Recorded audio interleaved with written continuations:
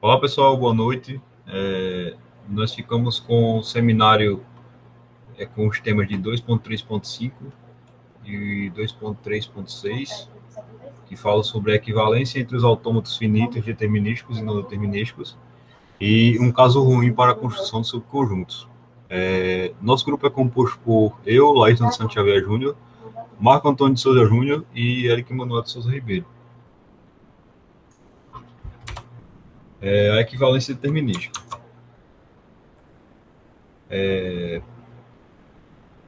As características das linguagens e da descrição dos estados.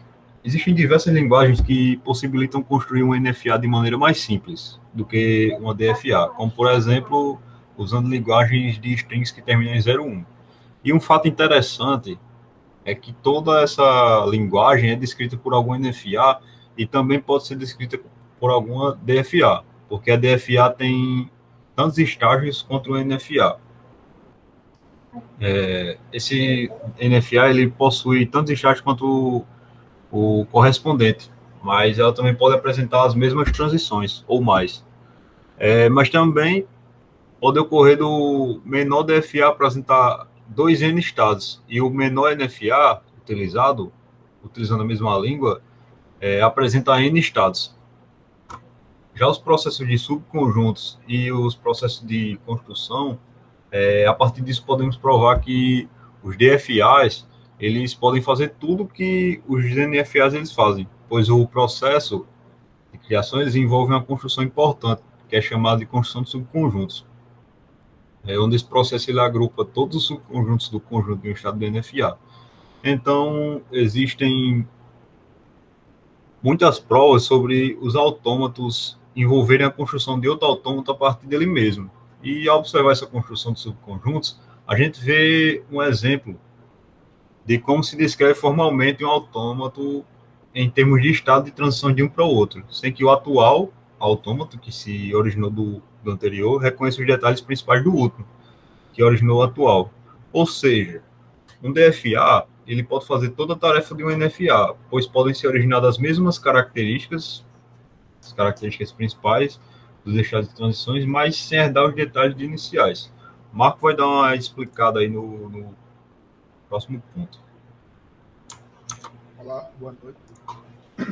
A construção de um subconjunto começa a partir de um NFA. Nessa imagem, é a imagem de um cálculo. Este cálculo serve para examinar todos os estados P em S. Vemos para quais estado N vai a partir de P sob a entrada de A e fazemos a união de todos esses estados. Próximo slide. Boa noite. As duas figuras mostram tabelas de transições DFA. A tabela de transição da DFA define exatamente o mesmo automato, que a figura 2.12, que é a do lado direito, torna claro o fato que as entradas na tabela são estados unidos do DFA. Entre os outros estados da figura 2.13, que é do lado esquerdo, partindo do estado inicial B, podemos acessar os estados B, E e F. E os outros 5 estados que estão inacessíveis são do estado inicial e não precisam aparecer na tabela. Se executarmos avaliações inativas em um conjunto, geralmente podemos evitar a construção de uma etapa de tempo exponencial, por exemplo, das entradas da tabela de conversão para todo o conjunto ou subconjunto de estados, como os Marcos explicará no próximo slide. Já na parte de indução,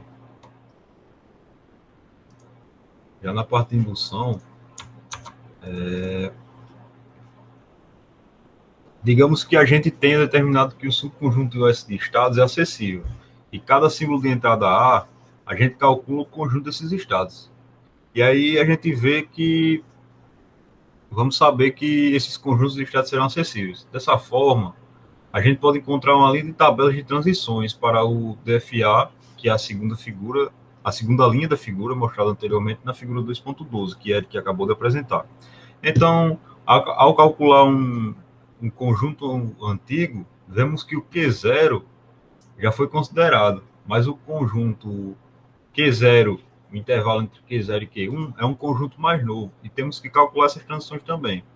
Então, nessa segunda imagem, nós vemos que temos a quinta linha da figura 2.12 e nós descobrimos um novo estado de D, que é Q0, Q2. O Marco vai falar mais um pouco sobre os próximos pontos.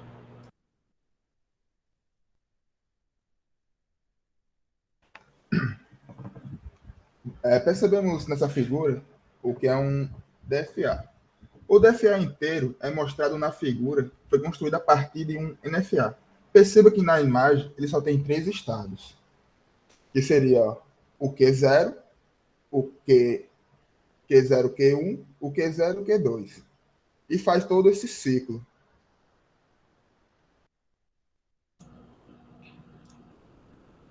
Já na construção dos subconjuntos, temos que demonstrar que a construção dos conjuntos é funcional, mas essa intuição foi sugerida pelos exemplos dados anteriormente. Quando a gente lê a sequência de símbolos de entrada W, o DFA que foi construído está em um estado e é o mesmo conjunto dos estados do NFA que o NFA estaria após a leitura de W. E como esses estados de aceitação do DFA são conjuntos que incluem ao menos um estado de aceitação do NFA, e também o NFA ele aceita ao menos um dos seus estados de aceitação, então a gente pode afirmar que ambos, tanto o DFA quanto o NFA, podem utilizar exatamente as mesmas strings e posteriormente também podem aceitar a mesma linguagem, consequentemente. Então o Marco vai dar mais uma explicada aí no próximo ponto.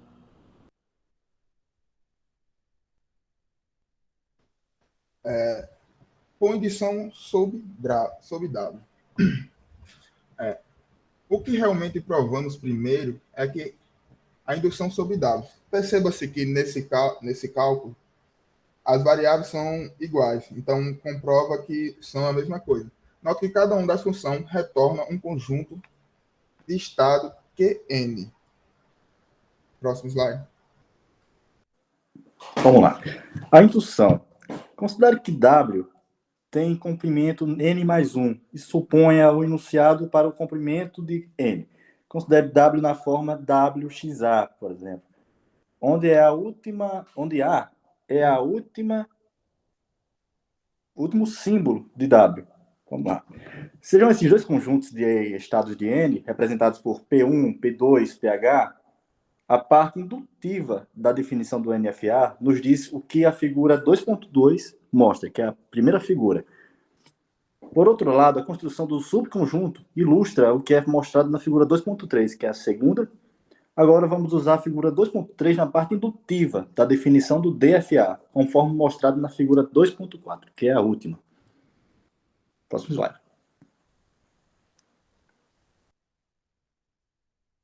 Só complementando aqui o que Eric estava explicando, nós vemos que as equações 2.2 e 2.4 que Eric falou anteriormente mostram que a função D no intervalo de Q0 até W é a função igual a N, como vemos nesse exemplo aqui abaixo.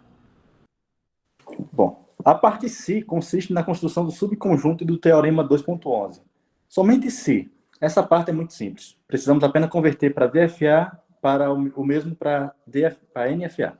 Intuitivamente, se tivermos um diagrama de conversão do DFA, podemos interpretá-lo como diagrama de conversão de NFA, que por acaso... Portanto, é fácil provar por indução em W, SE, SD, Q0, W igual a P, por exemplo. Então,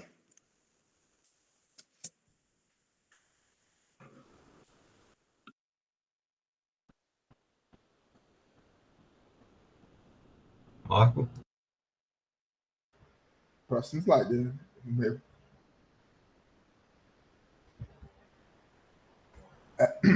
Um caso ruim para a construção do subconjunto. É bastante comum na prática que o DFA tenha aproximadamente o mesmo número de estado que o NFA, a partir qual é construído. Porém, o crescimento exponencial no número de estados é possível. Todos os N2N de estado DFA que poderiam construir de um NFA de N, estados podem ser mostrados acessíveis. Próximo slide. Considere o NFA-N da figura 2.15, que é apresentado na tela. L sobre N é o conjunto de todas as strings de zeros e uns, tais que o enésimo símbolo, a partir do fim, é 1. Intuitivamente, um DFA-D que aceita essa linguagem deve lembrar os últimos N, símbolos que leu. Tendo em vista que qualquer dos dois N's subconjuntos dos últimos N símbolos poderia ter sido 1 se D tivesse menos de 2 N's estado, então haveria algum estado tal que D pudesse estar no estado Q. E depois de ler duas sequências diferentes de N bits, digamos A1, A2, AN e B1, B2, BN. Como as sequências são diferentes, elas devem diferir em alguma posição, digamos A1 diferente de B1. Suponha por simetria que A1 é igual a 1, B1 é igual a 0. Se I é igual a 1, então Q deve ser ao mesmo tempo um estado de aceitação. Um estado de não aceitação, pois A1, A2 não é NA, aceita o enésimo símbolo a partir do fim é 1 e B1, B2, BN não é. Se I é maior que 1, então considere o estado P, em que D entra e depois ler I menos 1, símbolos, por exemplo, que é igual a 0. Então, P deve ser, ao mesmo tempo, um estado de aceitação e de não aceitação, pois A e A1, diferente de 1 NA00, 0, é aceita, e BI, B1 é diferente de 1 PN00, não é.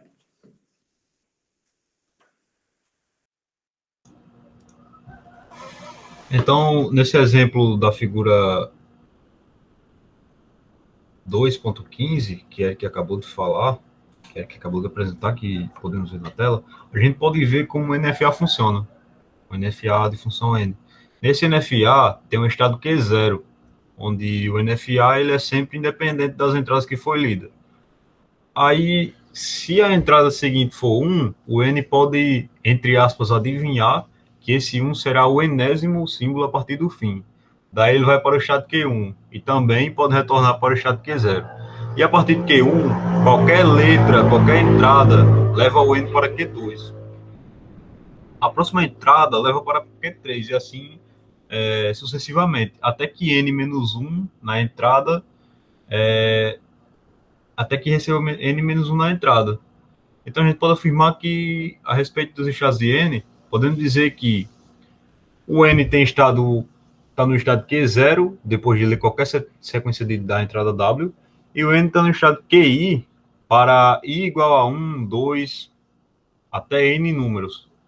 Depois que ler essa sequência de entrada W, e se somente se o iésimo símbolo a partir de W seja 1, ou seja, o W é da forma que os valores de A correspondem a cada símbolo da entrada. Então, para a gente completar a prova que o autômata aceita exatamente os strings com o valor 1 na enésima posição a partir do fim, podemos considerar a afirmação 2, com I igual a N, porque ela informa que N se encontra no estado QN. Se somente se o enésimo símbolo a partir do fim for 1. Mas QN, ele é o único estado de aceitação, de forma que a condição também é caracterizada exatamente pelo conjunto de strings que são aceitos no N. E, por fim, nós falaremos um pouco sobre uma técnica de raciocínio que é conhecida como a casa de pombo. O princípio da casa de pombo. No exemplo 2.13, que nós citamos anteriormente, nós usamos uma importante técnica de raciocínio chamada princípio da casa de pombo. Coloquialmente, se você tem mais pombos que compartilhamentos em um pombal e cada pombo voa para algum compartimento, então deve haver pelo menos um compartimento com mais de um pombo. Em nosso exemplo, os pombos são as sequências de N bits e os compartilhamentos são os estados dessas sequências. Tendo em vista que existem menos estados do que sequências. Um estado, ele deve ser atribuído em duas sequências.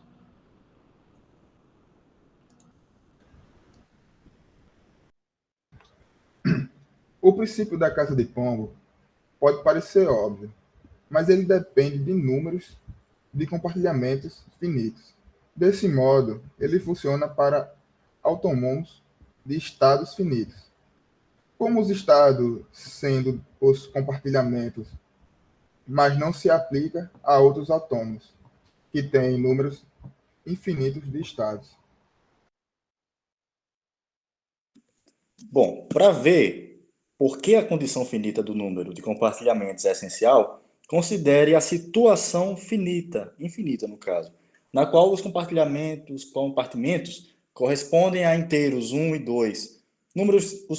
Numere os pombos como 0, 1 e 2, por exemplo, de modo que exista um pombo a mais que o número de compartimentos. Porém, podemos enviar o pombo i para o compartimento i mais 1 para todo i é maior ou igual ou menor que 0.